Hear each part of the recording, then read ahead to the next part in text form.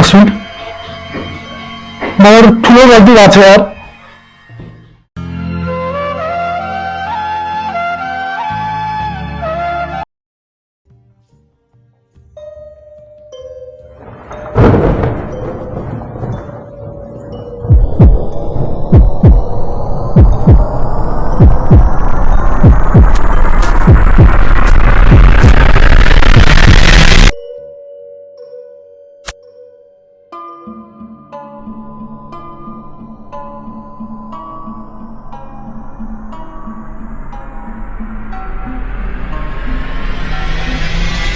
okay मैं इसकी क्या जाठा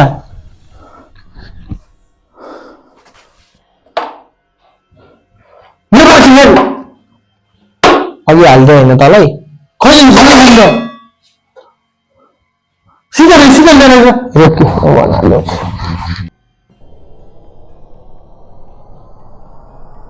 पानी पानी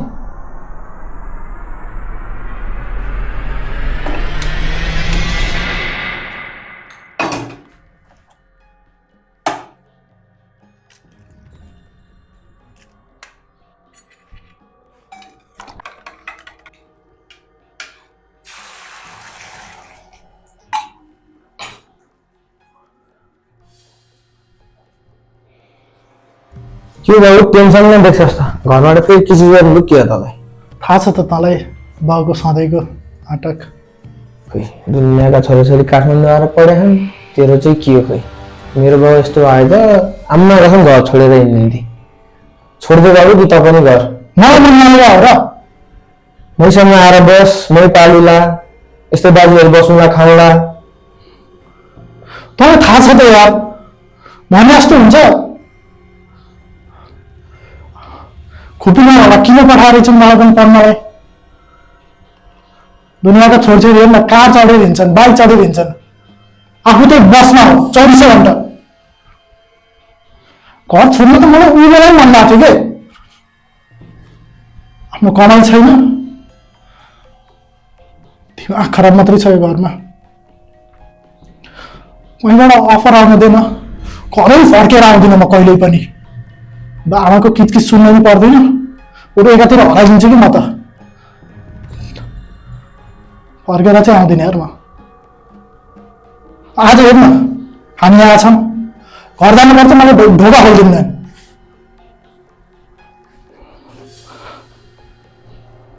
भन्दा गफ हाने जस्तो भन्नुहोस् यहाँ आइसक्यो कि मेरो त यहाँ झुन्डेर मर्न मात्रै बाँकी छ म खास मेरो जिन्दगी तेरो जस्तो भए यार तँलाई उही बेलै भनेको त नि घर छोड्दै नबस त्यो बाउभाटामा खोइ तँलाई राम्रोसँग पाल्न सके छैनस् खोइ खान्दिनँ मैले परिरहेको तँलाई दिनकै आएर रोकी शीतल भयो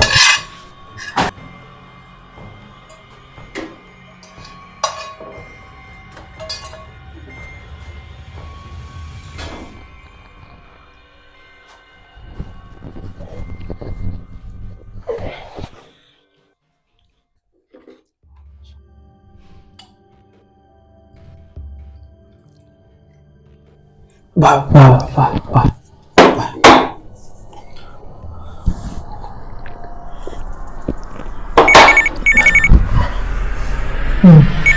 हेर्दा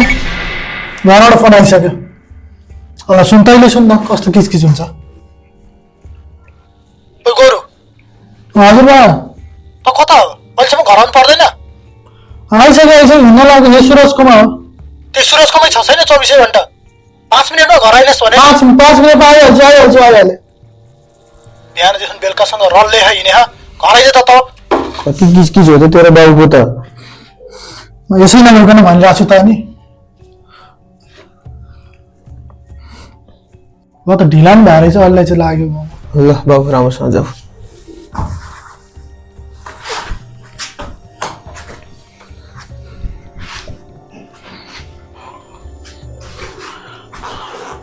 ल भोलि भेटौँ ल ल ल राम्रोसँग जा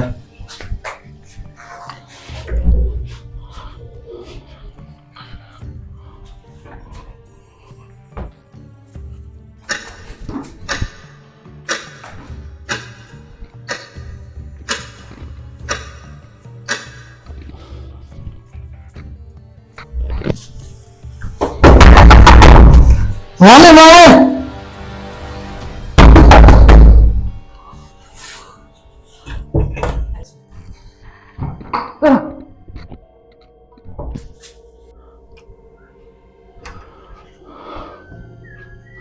टोयलेटतिर गएको छ गोरु यता आइज यता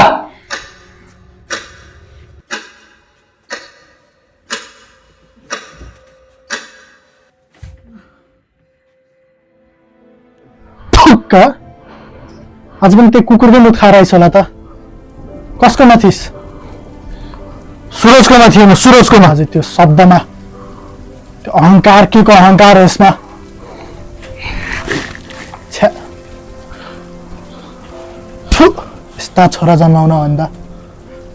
के कामे घर आएको छोरा दिनका दिन यसरी जडा हुँदै हिँड्छस् गाउँतिर बिजेत गर्छस् भने भए त त्यही सहरमा मरै हानि हुन्थ्यो त आउँथिन त म पनि बोलाएर आएको होइन अहिले के सपना बोकेर बसेको थिएँ म छोरालाई के बनाउने थु त्यो सुरजसँगै बसेको भनेको होइन त्यो आफूसँगैको त्यो रक्सी खाने सुरजहरू कहाँ छ त्यसको प्रगति त कहाँ छस् त्यसको बाबाले पैसा हालिदिन्छ नि त त्यही भएर त्यसले प्रगति गरिरहेछ ढलेको सिनको ठाडो गर्न सकेको छैन अहिलेसम्म जिन्दगीमा कुरो हेर न कुरो कति ठुलो ठुलो कुरो हुन्छ त अनि सनी ठामसँग त हाम्रो पनि सहेको नि नजाने कुरा गरेर हुन्छ बाउ भने चुप्प लगाएर बसेको हो अहिलेसम्म म सधैँ आमाले तेरो सह ढाकेर मम्मीको किन दोष दिनुहुन्छ सधैँ ढाकी यस्तो निस्कियो आज छोरो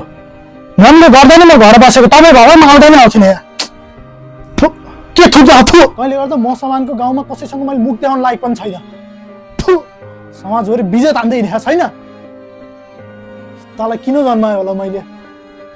पाउडर साउडर पनि खान थाल्छु मैले पाउडर खान्छु हुँदाखेरि हल्ला चलेछु होला त अनि सबै तपाईँले थाहा पनि नरहेछ त किन सोधेको त नि मलाई भनेको जस्तो गरेर भइहाल्यो त अनि मान्छेको कुन टेन्सन हुन्छ भने अब एक शब्द बढी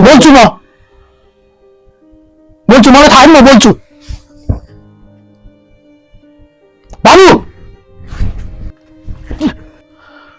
आज हात पनि छोड्नु होइन आफ्नै छोरामाथि दुनियाँको गाउँको कुरा सुनेर तेरो घुर्कीबाट म डराउँछु भइहाल म अब घरमा अनुहार फर्केर पनि आउँदिनँ म अनुहार देखाउनु त कुरा छोड्नु फर्केर पनि आउँदिनँ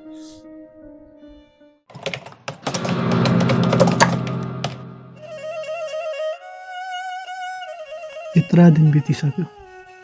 के छ कसो छ केही भनेको छैन न कल गरेको छ 4 शब्द कम बोलेको भएमा आज यस्तो हुने थिएन एकचोटि फोन गरी हेर्छु उठाइ पो हाल्छ कि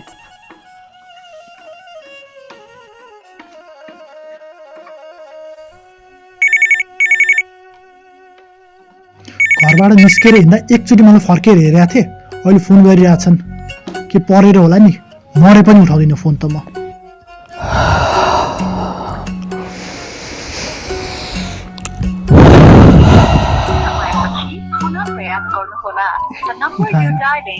किन उठाउँदो हुनु त